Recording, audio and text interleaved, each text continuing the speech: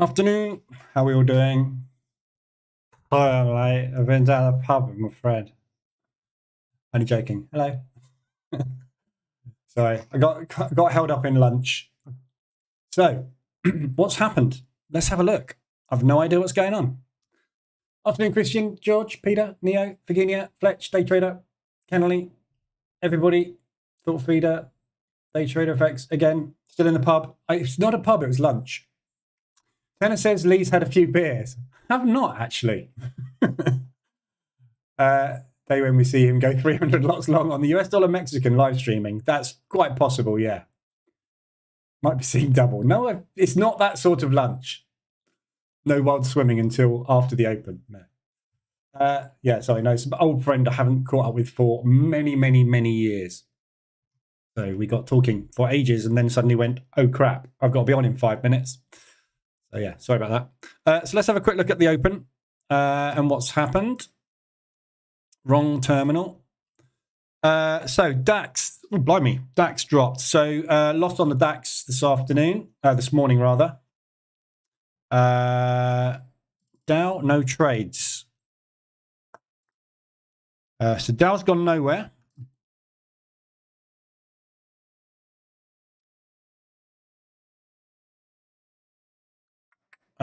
Range size 800. Okay, so the range sizes weren't right on the Dow today, unfortunately. No trades taken on that. That's gone nowhere either anyway. Hedged on the S&P and hedged on the NASDAQ, sideways movement. Okay, so let's have a quick look at the news. So we had big moves on the, sorry, not big moves. We had big news this afternoon with the PPI figures, which came out as positive. So that should be positive US dollar. We can see Euro US dollars come down. So that is, market has reacted positive to the news. We've got University of Michigan coming up in 8 minutes. So I suspect what we're doing is we're hanging around for the University of Michigan at 3 o'clock. So we're probably going to get some movement after 3 today, but no real movement on the indices. So looking like they're going to drop today. If we have a quick look at where we're potentially going on the Dow. So Dow is down at the lows at the moment. So you can see we're range bound. Downside target basically is where we've got to today. So we've pushed down, rejected Wednesday's low last week, this week's low. So this area is holding up, pushing back up into these highs, 125 ADR. So any kind of movement to the upside, there's loads of room to the upside on the Dow this afternoon. S&P 500, we're out the lows. So loads of room to the downside on that. This could go anywhere today, basically. And same with the NASDAQ. That's come out of the lows. We've got the monthly low here, which is this accumulation, which is just beyond ADR. So downsides on the NASDAQ and the S&P, little bit of movement there. And the Dow can go basically anywhere it likes to the upside. If it breaks this downside, however, today, the Dow, if we do break that low, you've got a flush down to 150 ADR. So lots more downside potential on all the indices this afternoon. ADRs, we've had 2 ADRs today, Aussie dollar, New Zealand dollar. Let's just have a quick look at the news this morning. Nothing, no news this morning. That's fine. So Aussie, New Zealand, we've got an ADR hit to the upside. Straight up to ADR. Got one short on that today. Can't remember if I got into that one this morning. I think I was already in that one. Yeah, I was in that. We looked at that one this morning. So that was an ADR hit today, and also as an RSI extension. So first one was in H1M5 entry today up there. Looking for that to come down. Target down at those lows. And pound New Zealand. So it looks like there's been movement on the New Zealand dollar today. Aussie New Zealand's pushed to the upside. Euro New Zealand is up. Pound New Zealand is up. So this is New Zealand dollar weakness. Yeah, so New Zealand dollar weak today. First entry on that one, H1M5 entry short on the pound New Zealand, and that's now flying. So really weak New Zealand dollar. Not quite sure why that is so weak. Can't see anything on the news regarding that. I think we've got news on New Zealand next week. Yeah. Okay. So this is the market. Basically, looks like this is the market repositioning ahead of the rate announcement on Wednesday next week. So they're selling basically the New Zealand off ahead of the New Zealand dollar rate, which is coming out on Wednesday next week. So just normal market movement, getting ready for that news event next week. So that will undo at some point. So nothing banked today. Just that drawdown control that we looked at this morning. Euro US dollar is close to target. Aussie yen is doing all right. So what I'll probably do today, end of day, is if these guys are sitting in profit, I'm just going to bank it. So I think at the minute, because it's summer trading, anything that gets into profit just need to continuously keep banking it, because we're not really getting a lot of movement in any direction at the moment. All the movement is very, very range bound. So I'd say this morning I'm seeing loads of stuff like this pound US dollar hit sort of $250 to $400 in profit 2 or 3 times this week and then just retrace. It's just not getting anywhere. So anything that goes green, bank it, and then if it pushes back down again, you can get in again and take it again. Just keep taking it until it actually goes, and you can actually make more money doing that by banking over and over again. But loads of exposure on, just no direction. RSIs are the same as this morning, pretty much. We'll have a look at those in a sec. Just want to see if there's any movement on this ahead of the Michigan. We've got 3 minutes to go. No movement. So we're just holding at the minute. I just want to quickly look at the logs on this DOW. I just want to see why that DOW didn't trade.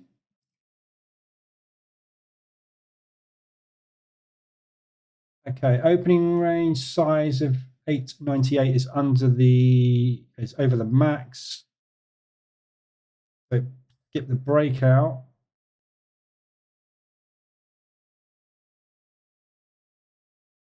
New order error, invalid stop loss or TP.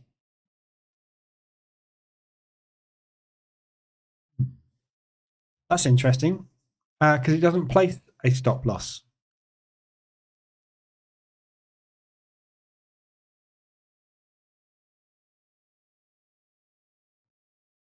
Well, it's probably a good thing because I would have been hedged on it. So nothing moving there. So we watch this in a couple of minutes when we get the Michigan news. So RSIs today, Aussie New Zealand, same thing. Aussie New Zealand's hit ADR to the upside. So this is also extended on RSI. So that's a short. We looked at that one this morning. Nice H1M5 mean reversion opportunity. TP on this I have down at that high. It could well come back down lower and touch one of those areas there, but that's where I'd look for initially, which is roughly an ADR. The pound New Zealand, same thing. That's your ADR hit to the upside. TP on this one, I haven't actually placed yet because it's a new trade. So let's stick that down there. It's not even 0.25%. I'm going to target that low. So I'm going to target this level just because that is just not really worth taking profit. If it pushes further and I can get a second entry on that, I will put the TP there. So I'll move that TP up to there, and obviously TP on the second position will go there as well. But for now, I'm just going to see if we can get down and retest those lows. And the other 2 extensions are Euro New Zealand. As we know, the Euro is the New Zealand dollar is weak at the moment, so it's obviously pushing. So 3 positions on that one. Took one on that this morning. There's the break even, looking to target that propulsion gap. And we've got New Zealand dollar Swiss. So that's a new one we didn't look at this morning. That's extended to the downside, only just, not quite got far enough yet for me to get into it. You're going massively against the trend taking this, so it's a counter trend trade. So if you are going to get into it, look at that high. Don't get too aggressive. That's it. So there's your RSIs. And it's Friday afternoon. Boring, boring, boring. Global diary is really weak. It is really weak at the moment. Global everything is really weak at the moment. It's just summer trading. It's just a nightmare. Okay, news is out. US dollar looks like it's dropping. Indices are breaking high. Trying to anyway.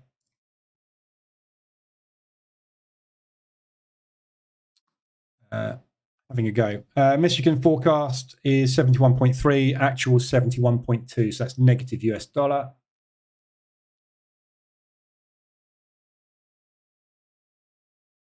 So they are rallying at the moment. So that US dollar will be dropping back down again, which will mean the euro US dollar will be pushing back up again, which is the only thing I've got in profit at the moment.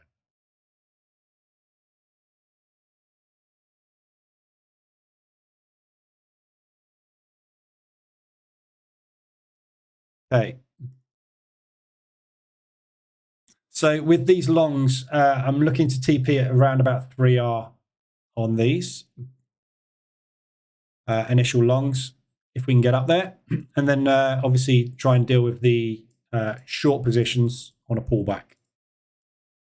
We can get them. But it's a total whipsaw today. So if you're trading the original ORB strategy, you whipsawed today.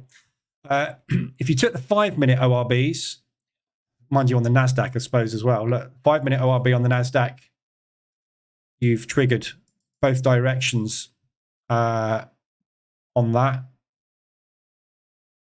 5-minute ORB on the S&P, you are long only. 5-minute ORB on the Dow, you are long only. So these two good 5-minute ORBs today. The others, the other one, NASDAQ, rubbish. US dollar yen. Can have a look at US dollar yen. So US dollar yen, we're looking at this 145 level, which we have now hit. So we've tapped into this high. So this, I've got a short on, as you can see there at the moment, looking to come back down and test that propulsion gap. So this high here from 2 months ago, and then the high of last month, which basically started pretty much in the same spot before the drop, is there. And that's what we're tapping into at the moment. So these are limit orders triggering at these monthly highs. So if we can hold this level, potentially good chance of a nice big drop to come back down and put in a higher low on that level there. So we've got a low, a high, got a low, high. So market structure is long. So be looking initially for a higher low to go in. So any target down in this propulsion area here is good, assuming that we're going to continue to the upside. However, obviously, this is where we had that massive drop and that massive yen strength come in. Obviously, that was coupled with US dollar weakness at the same time as well. So we've just had a positive figure on the US, but that positive figure on the US is also following a negative from yesterday. So kind of cancel each other out. The market moves a lot more strongly on negative news than it does on positive news with the US dollar at the moment. So I don't think we're going to get a massive pop off of this today, but we'll see. But yeah, so that's where I am with the US dollar. I'm in the US dollar yen short at the moment. It's an H1 extension from yesterday and this morning. And that's just retesting at the moment. So looking for a drop back down. Propulsion target is there. There we go. Anybody got any other pairs they want to look at? It's Friday afternoon, and obviously I've missed the open. So I'm going to keep this fairly short today because I'm not anticipating huge moves this afternoon. So you never know, might do. We'll see where we go.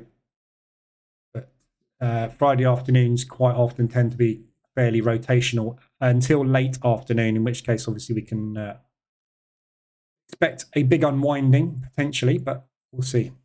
It's not end of month, so I'm not expecting a lot. Aussie dollar yen. Just want to quick look at oil before that. See if that did anything. No. Okay. So oil, we were looking at this high. So we're up at the range highs at the moment. If you scroll out a little bit more, you can see where we are. So this area here that we tapped into, and then we broke and retested. Yeah, came down. So this formed our range high, basically. This area here formed our range high there. And that's exactly where we are now. So this is next target to the upside. So I was just looking to see if it actually managed to break and hold that range high.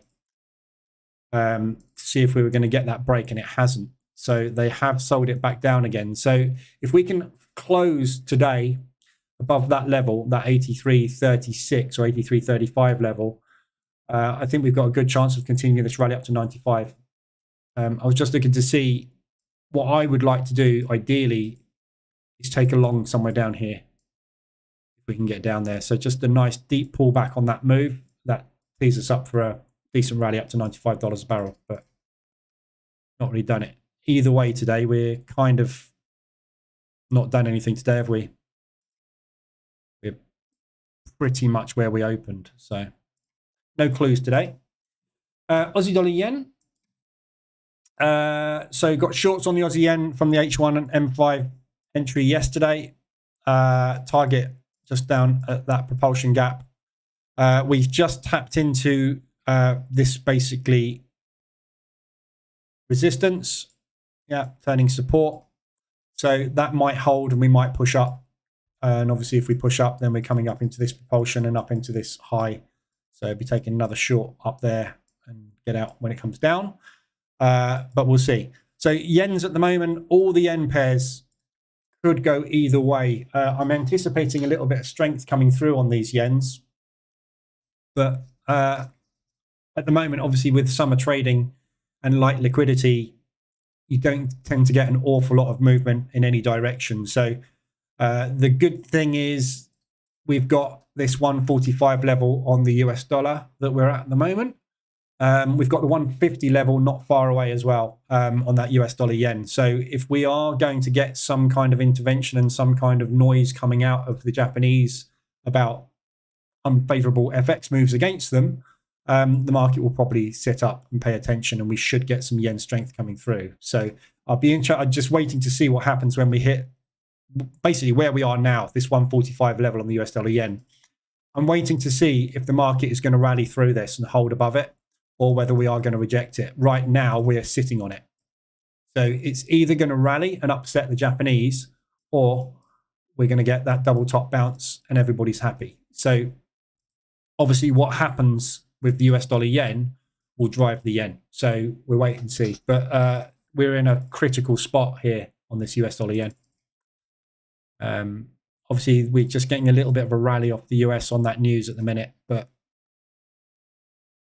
not convinced it's going to pop. We'll see. EA. Sideways, stuck. So H1 RSI extension was there. That was the initial H1M5 mean reversion entry there. Then we had second entry up here. And we haven't gone anywhere, basically. So since we entered there, we were looking for that push back into propulsion. All we did was we broke higher and went into range for 4 days or 5 days.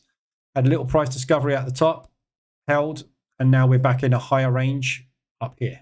Yeah. So all we've done is we've pushed out of the highs, held in a range, moved the range up.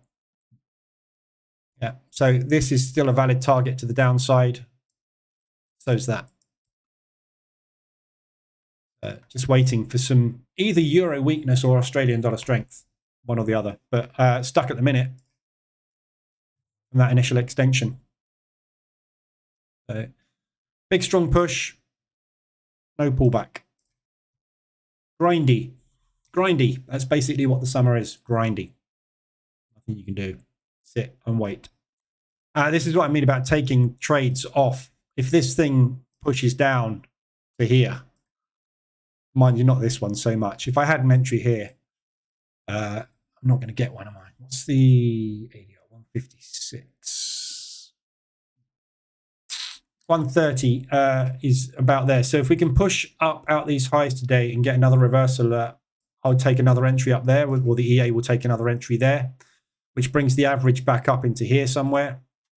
If this thing can pull back down into these lows, I'd take that one off and bank it, assuming it's going to continue to be range bound, and then you can add it back again, take it off again, add it back again, take it off again. And if as long as it's going to stay in a range, just keep banking.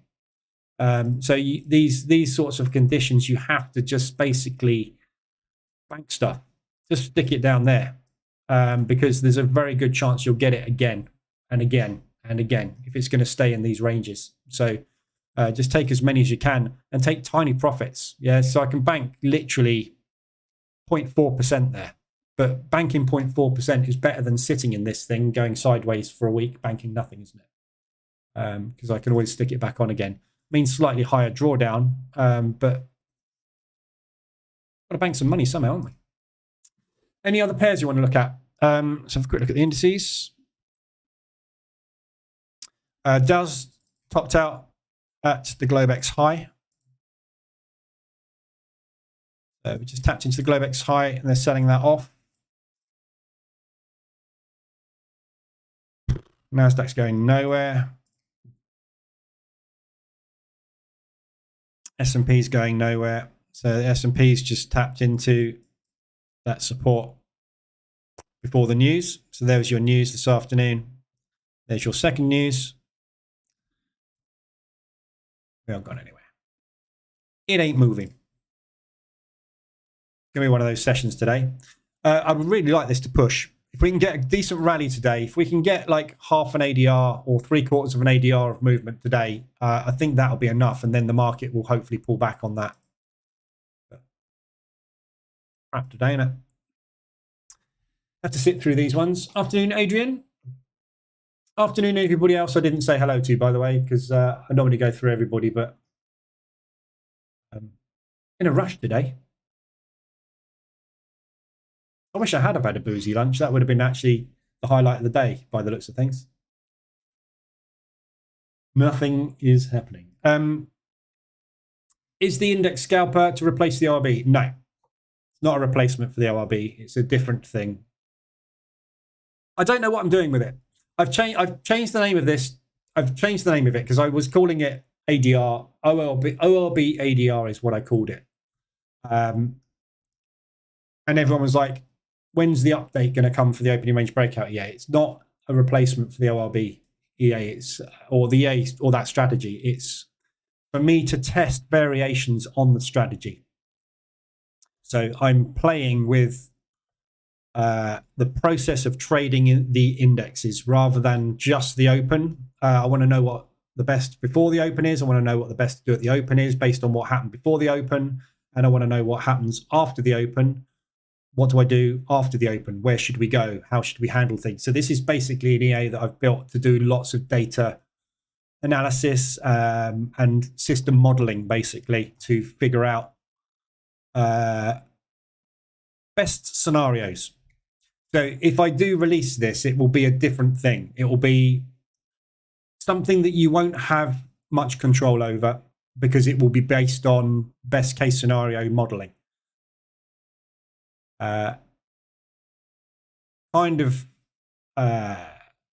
This is what data says you should do in these situations rather than giving you the choice. Because you can do that with the ORB at the moment. The ORB gives you choice to do whatever the hell you like. This is more a case of this is what we know factually is the best thing to do. This is what this is trying to do. So different product, different thing. It's a different sort of view on it. Market looks like it wants to go long. So this propulsion gap has held on all three instruments. So there's your Michigan news. They've pulled back into Michigan and added to that position. So it looks like it's going long. So you can either take a breakout of the highs of these candles for the last 15 minutes, or you can just jump in. You are buying straight into a propulsion move caused by the previous news, though. So you're buying into potential resistance. Tricky one today, but it looks like it wants to go long. Where am I from? The UK, the United Kingdom. Is it not clear from my voice? I'm certainly not American. I'm not Welsh. I'm not Scottish. Not Irish. I'm English. So I was just eliminating all the alternatives there and thinking, what else could I say? But can't really say much else. And if you want to be specific, I was born on the South Coast and have lived on the South Coast all my life. I'm not telling you my exact address. Evil, afternoon. I see on this account you are overexposed on many pairs. What account? Which one are you talking about? Oh, this, the position trading. Yes.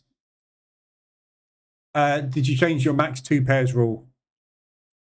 No, so basically, you obviously haven't been in here for a while, but the this account basically is trading every pair with 0.1% risk instead of 0.25% risk.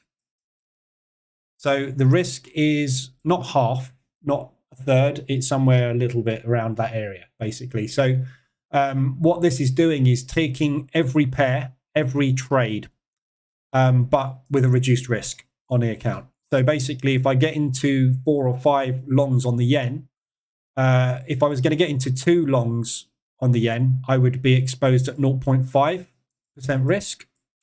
As it is here with these 5 longs on the yen, I am exposed at 0.1 times 5. So I am still exposed at 5. Same risk. Exposure is just more positions on, but the exposure is the same.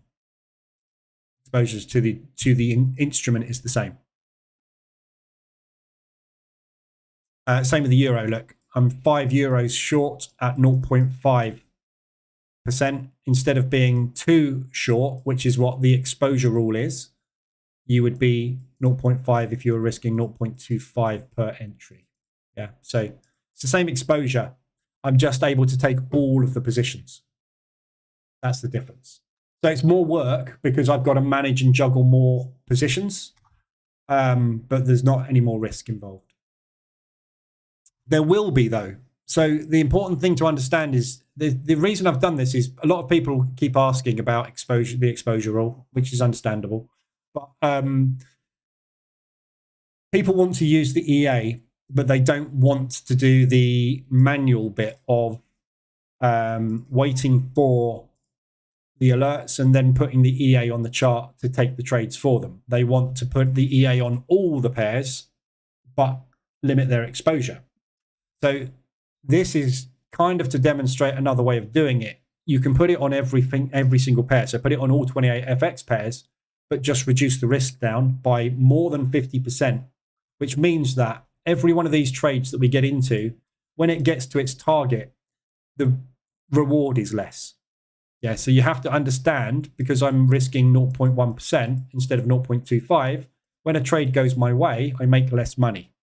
But if the yen powers up massively, all the yen pairs come down, for example, all of these 5 will go into profit at the same time.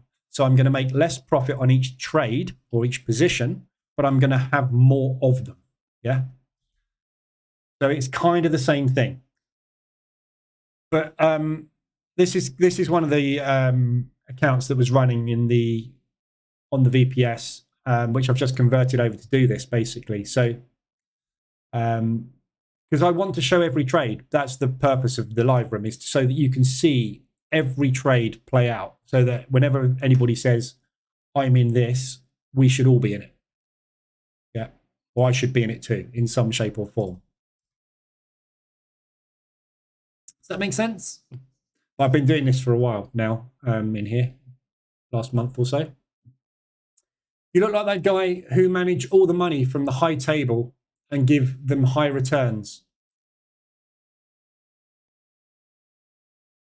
What? Who's that? Manage all the money from the high table? Are you talking about Game of Thrones? What, Littlefinger? The guy who Cersei or somebody slits, right? I can't remember who it was. Hopefully not.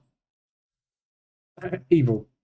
So more pairs traded with less risk per position basket, yeah. So the only danger with this way of doing it, you're just about to get an H1 reversal alert. Actually, you're not. It's 20 minutes in, but you're looking like you're going to get a reversal alert on that.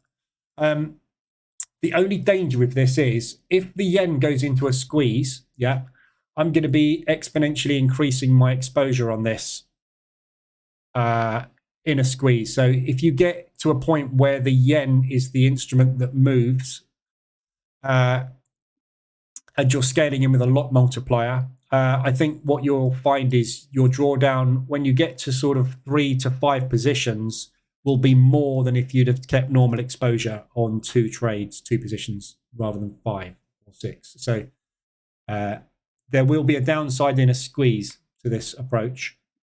But the other upside is if the yen was to push crazily against me, i.e. we get a weak yen and all these going to drawdown, we could also have at the same time the New Zealand or the US dollar, for example, drop faster and harder than the yen, which means this US dollar yen actually hits target and takes one of these exposures off. Don't forget there's two currencies in each cross. So just because I'm exposed in one way 5 times on the yen doesn't mean I'm reliant on just the yen making me money. The US dollar, the euro, and every other pair can push in my direction that I want and make them all pay out. So these will get crossed off as the other pairs move as well. So it's actually working really well. And I'm actually quite surprised how well it's working. It's working not better than the two currency exposure rule, but different. But it just works just as well. So, and it's more exciting because you get to trade more stuff. There's nothing worse than being in two currencies exposed on the yen, for example, and seeing the setup of the century on the US dollar yen and not being able to take it because you're exposed on the yen. This gets rid of that. So it's good. That is a Mr. Wick. Oh, yes, the high table, Hamza. You're quite correct. I look like the guy from the high table.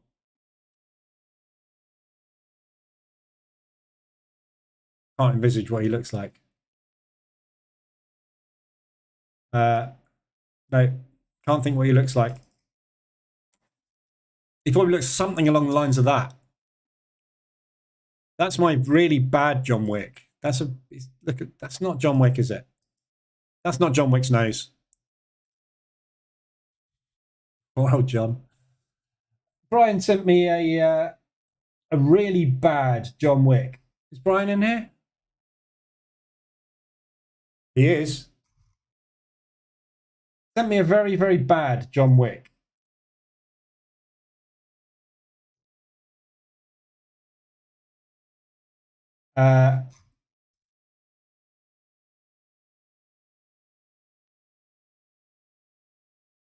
He went very, very, very wrong.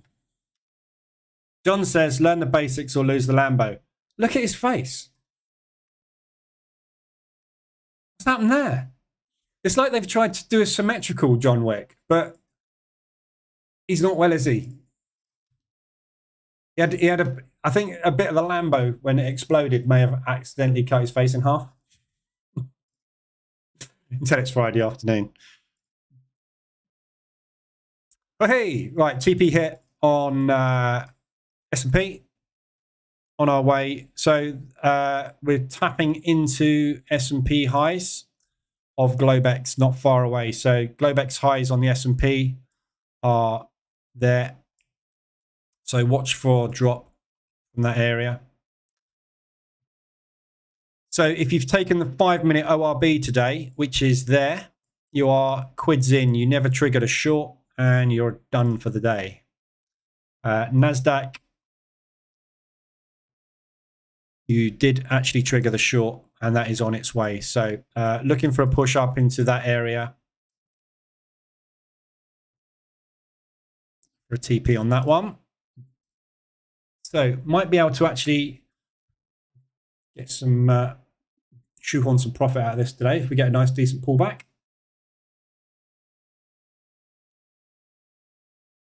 Have you found it to be more profitable to trade the pairs on reduced risk or to pick a few pairs and higher risk? I think I've just answered that one, AZ, haven't I? But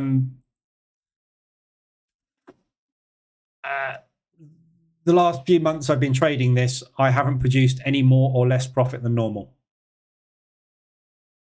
So I don't think it'll make much difference, to be honest. As I said, you're going to make less money on the trades that play out. So this euro US dollars hit $200 profit today. There.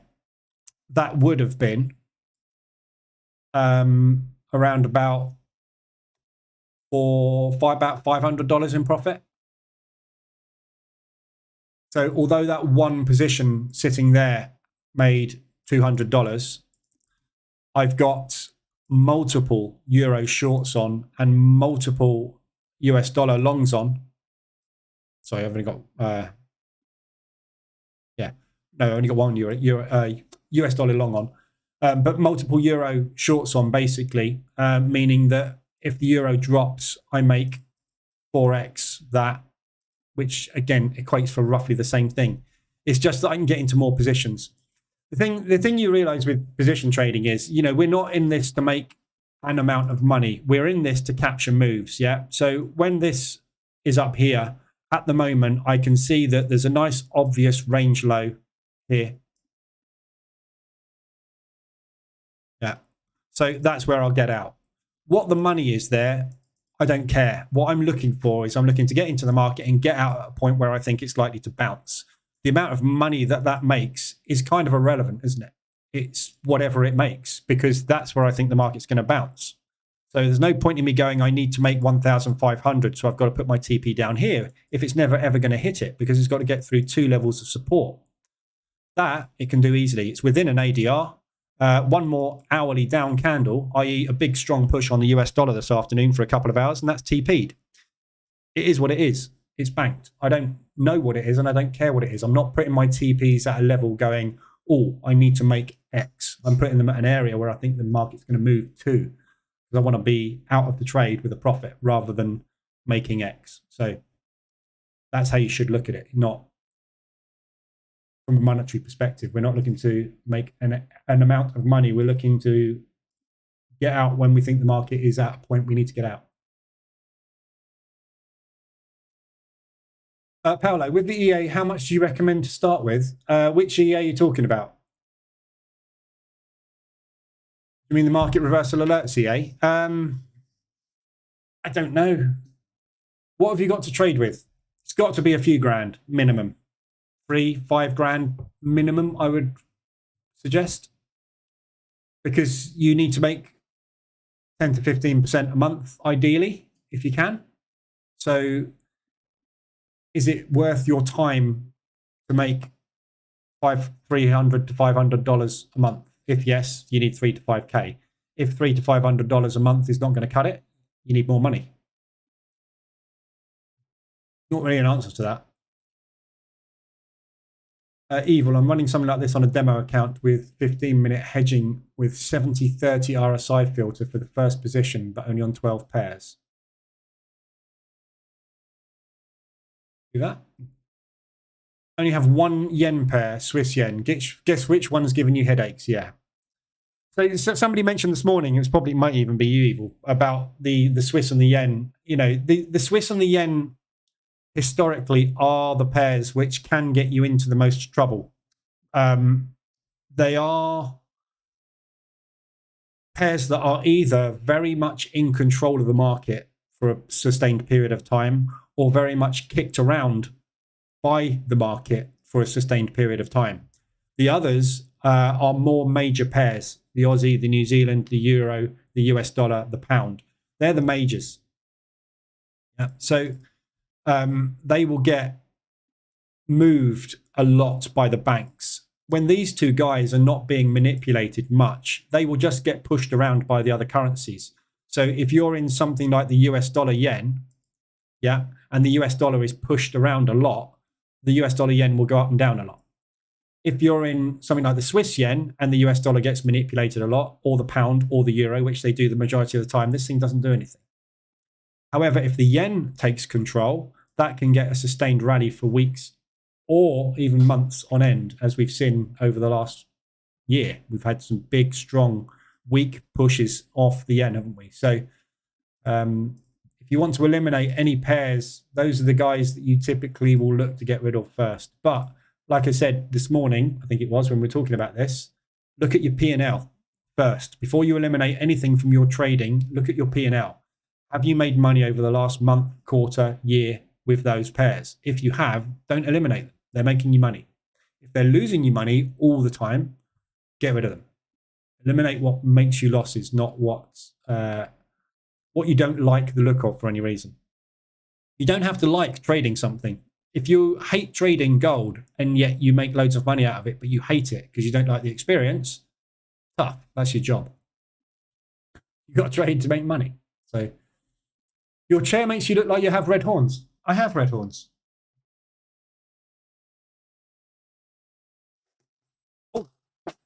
Now I don't have red horns.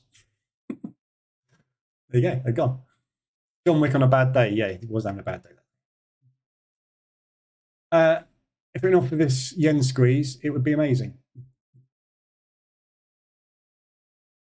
So if you're in this, I can't see where you would be squeezed on this at the moment, yeah? So if you were shorting the Swiss yen, you couldn't, if you'd have taken any trade before that date there, you were out. The only RSI extensions I can see you would have got in would be that one there, or that one there. So if you got in there, you're out. If you got in there, you're less than an ADR in drawdown. So I can't see any reason you would be short on this and in trouble. If you're long on it, obviously you're done. So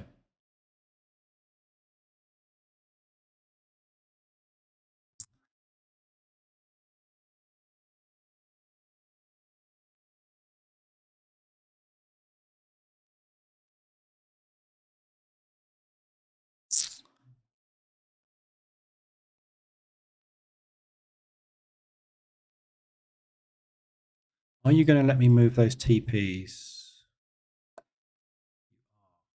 Okay. So exit on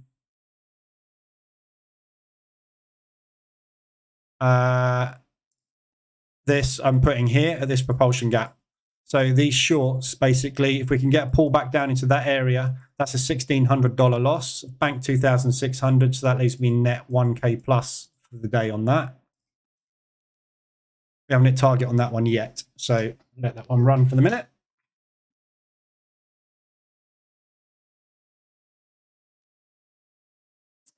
Do you use Swiss yen to hedge Swiss and yen pairs? No, I don't do any hedging.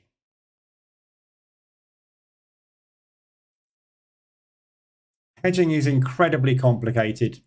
You really need to know what you're doing with hedging, and it's hard work. So I don't do hedging at all. Evil, I've eliminated gold for that reason as well. Yeah.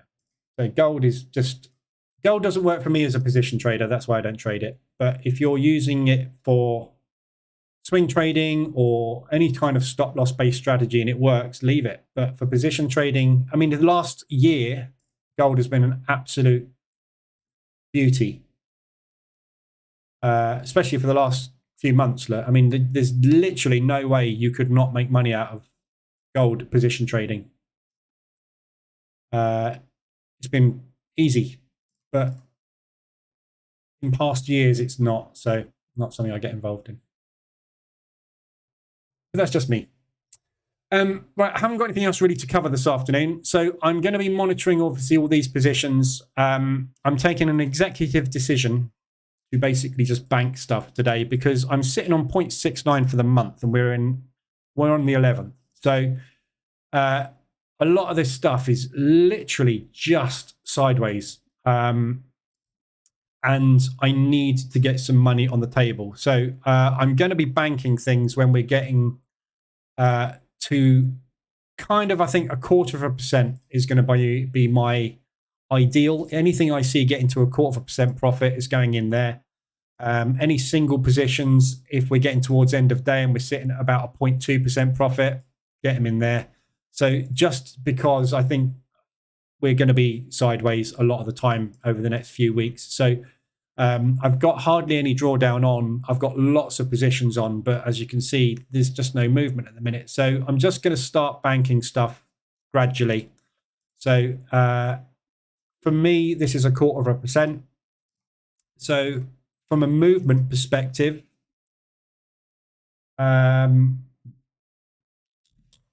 US, you're looking at somewhere in the region of an ADR. So anything that gets an ADR in profit, roughly, I'm just going to take it off the table for the moment, regardless of how many positions are on it, just to get stuff banked.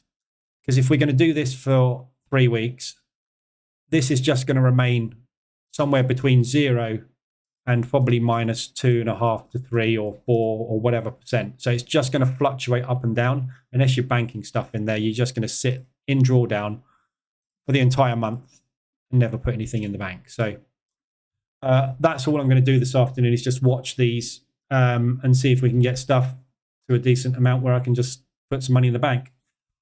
Obviously, goal would be to bank 0.5% a day plus, and just see if we can get anything, because it's not going anywhere at the minute, is it?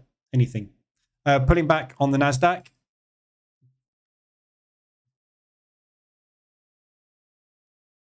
So we can get down to there. That bank's a little bit of money today. I've got that loss today. I can't do anything about the DAX today. DAX just was not my friend today. That's about it on those.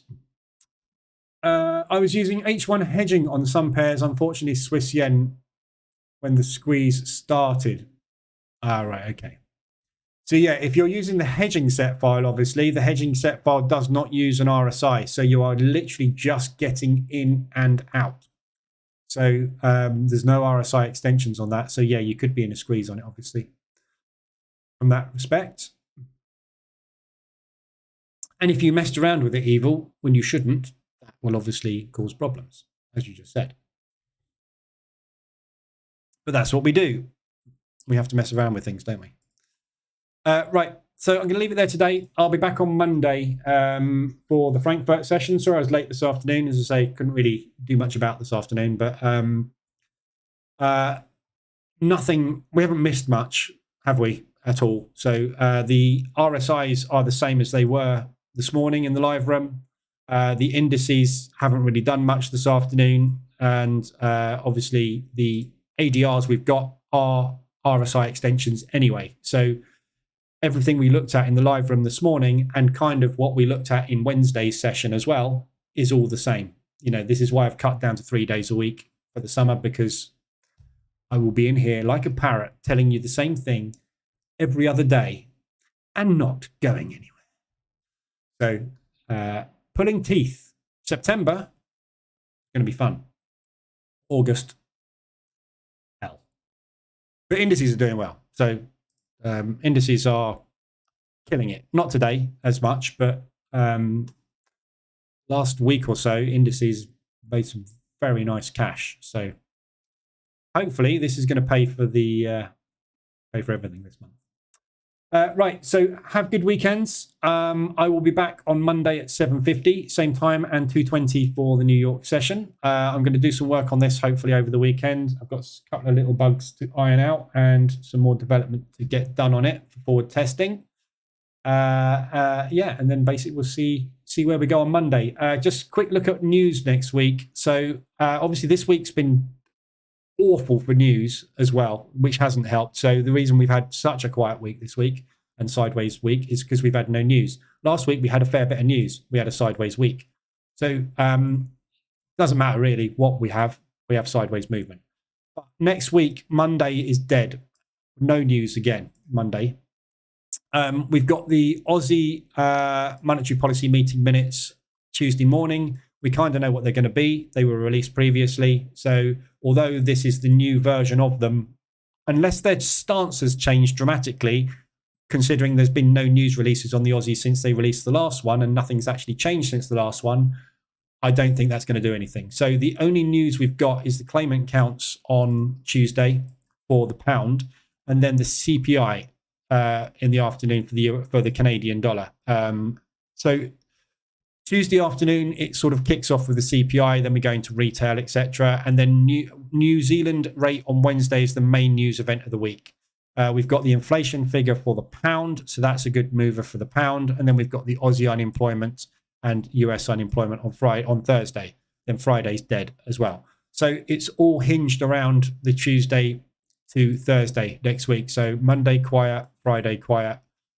All really hinges around that New Zealand dollar on Wednesday. So hopefully we'll get it picking up next week because we've got news events happening on every single major pair. So at least it gives us something to hopefully kickstart some moves. So fingers crossed next week we might actually get something, because we've had nothing for the last two, have we? So that's all really we can hope for next week. So I'm just going to manage these hedges. Hopefully we get a push up and then we get a nice big strong pullback to finish off the day. And that will bring both of these into profit, which will hopefully pay for that. And I'll just call it square today. Brian, it's Friday. Got some waterproof eyeliner ready for some wild swimming. Go for it. Might as well record a couple of adverts while you're there and throw some money about. Maybe get into a Rolls Royce or go and sit in your trading den. Anyway, Friday afternoons. Right, have a good weekend, everyone. I'll be back Monday morning. Anything you need, let me know. I'll be in Telegram. Otherwise, I will see you guys next week. Have a good one.